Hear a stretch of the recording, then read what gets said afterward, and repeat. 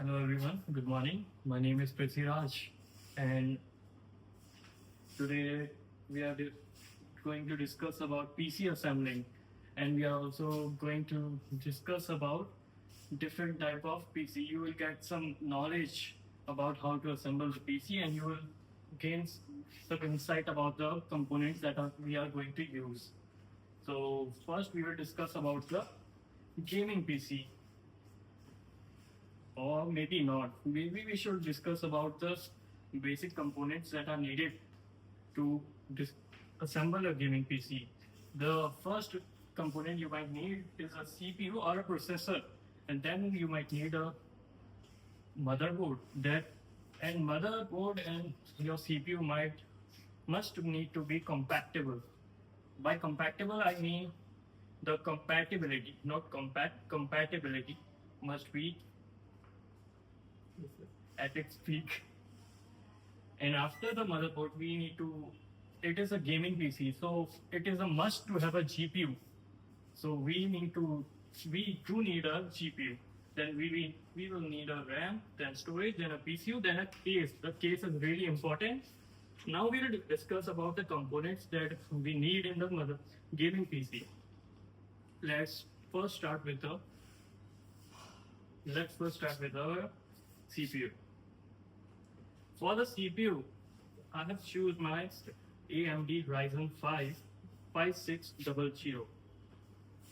And let's discuss why did I choose that processor. First, this processor cost us around 977.99 rupees. And our budget is 70,000 rupees. So I think it's a really good CPU for our current budget. It offers us 6 cores and 12 threads, and it has a compatibility with our GPU, that is RTX 4060. And we could also have chosen some stronger CPUs like Ryzen 7 5700X, but it wasn't really worth it because it just gave us 5 to 8% more FPS. But if we add like 5,000 more rupees, we can get better. We will like spend better on GPU or maybe in better SSD. That will be more worth it. This CPU is like really future proof. Like if we need to upgrade this, we have an option. We have some paths, so we can upgrade it in the future. Like we can add some Ryzen 7 5800X ready.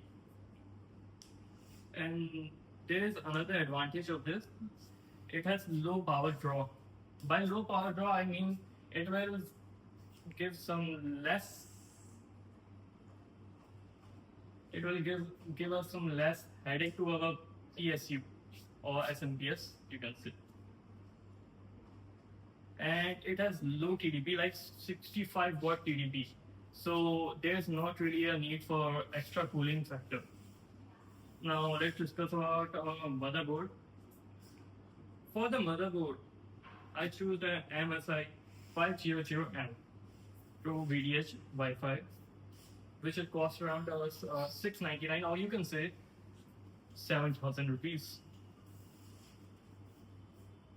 The PCI 4, which unlocks all the performance of RTX 4060 and NVMe SSD. The strong VRM cooling make it best for the long gaming session, because everyone knows you can't just play a game for like 30 to 20 minutes. We need the game.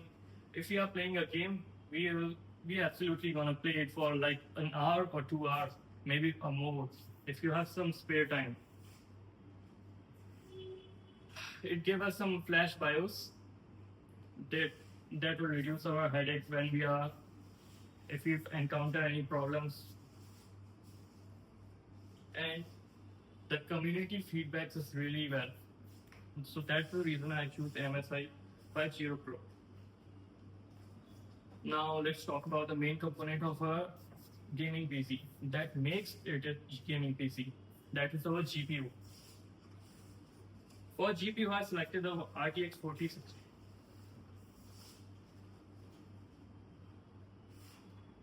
First thing, the GPU has DLSS 3 generation, pin generation, and what does DLSS 3 does? The DLSS 3 actually doubles your frame rates, so it's a really worth it to have this in our computer. Now, it is a gaming PC. If you are playing a game, you have also thought about some streaming and recording stuff. So for the gaming PC, we have NVENC recorder, which is the best for the gaming and streaming. Now let's discuss about, and yeah, it is also the future proof, like always.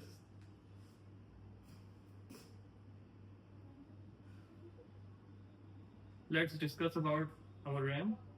For the RAM, I have used a 16 GB 2 into 8 GB DDR4, which costs around 5,500 to 6,500.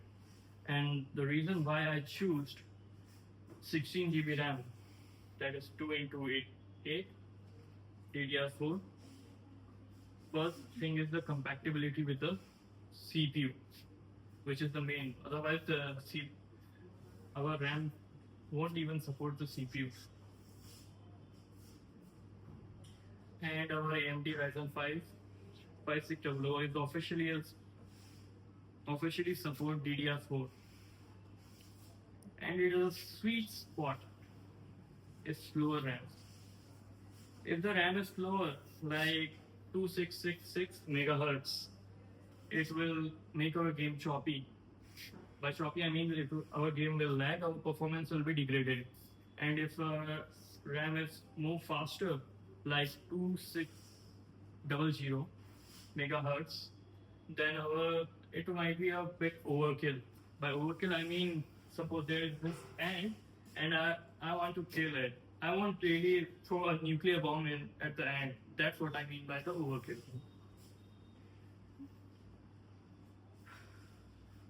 And second reason might be DDR4 is pretty affordable right now, and it is faster than other RAM.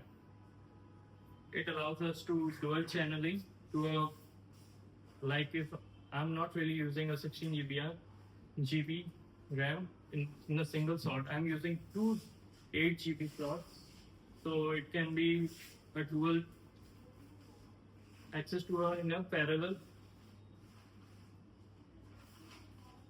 I'm using two 8 GB RAM because it will give us 10 to 15% benefits in performance.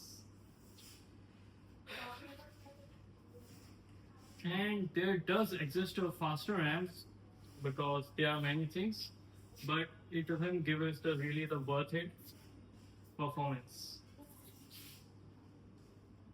Now let's discuss about the storage. WD Blue SN570 1 TB NVMe. We are using NVMe storage here. I mean SSD storage.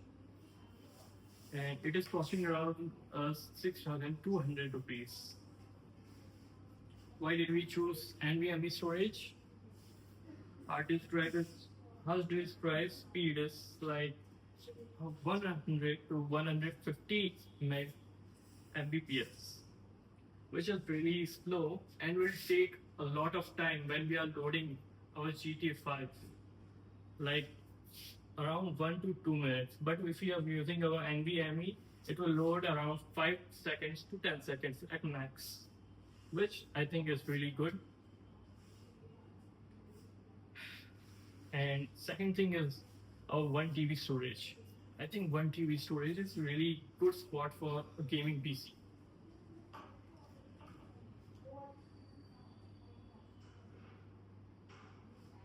There exists a faster RAM like WD Black SN850X or Samsung 980 Pro, which gave us around 7,000 Mbps per second speed, but they cost almost double the price of this RAM, which I don't think is really worth it, so I didn't add that. Now let's discuss about the PSU. For the PSU, I use the Corsair CV 550 80 plus bronze. By the 80 plus bronze, it means it gives us the 80 plus efficiency, 80 to 84% efficiency in, in conducting the electricity from the socket. Our build, first we need to know the form and factors of, of our build. Like our Ryzen, or you may say our CPU is giving around 65 volt TDP, and our RTX 4060 GPU is giving us around 150 volt to 125 volts. And other parts like motherboard, SSD, fans, RAM, and etc. are giving us like 80 to 110 volts. Total is around 300 to 320 volts under the full load, which makes our PC that is the capacity of 550 volts, not too close to the limit and not too overkill.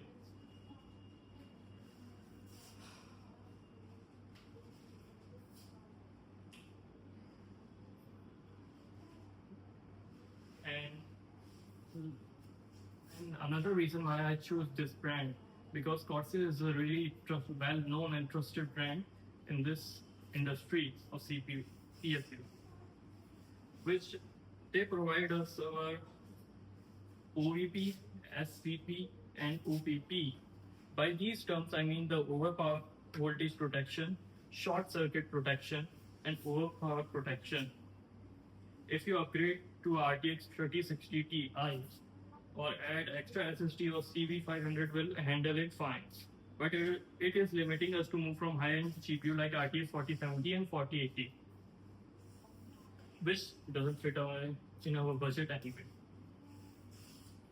Now let's talk about the most neglected thing in our PC building, which most of the people neglected, but I didn't. So I built a A&T Esports ICE 200 TG, which also supports our liquid cooling factor. It's a really budget-friendly case which comes with already pre-installed fans. Like some models contain 2 fans, some models contain 3 fans. It has the main thing, but it is the compatibility. Like it is the perfect size of our motherboard, and it also supports micro ATX and ATX motherboard. And it also has PSU shroud, which makes our wiring really neat. It has a flawless cable management, which makes our PC assembling really easy. So our estimated total is 64K, and if we bump our RAM to 32 GB, still under 70K. And as for our GTA 5 performance, we can either play in 1080p pixel, very high, but easily 100 plus FPS, or either we can play 1440 pixel in 60 to 80 FPS. And now I'll discuss why I choose these components for our PC in a short term. It is the best value, I think, in around 70K, which still pairs perfectly with RTX 4060 in 2025 for 180 pixel to 1440 pixel. If you prefer a higher raw FPS in raster, the RX 6700 XT variant fits the budget too. The trade-off is DLSS3 and superior NVMe and AV1 for streaming. Thank you.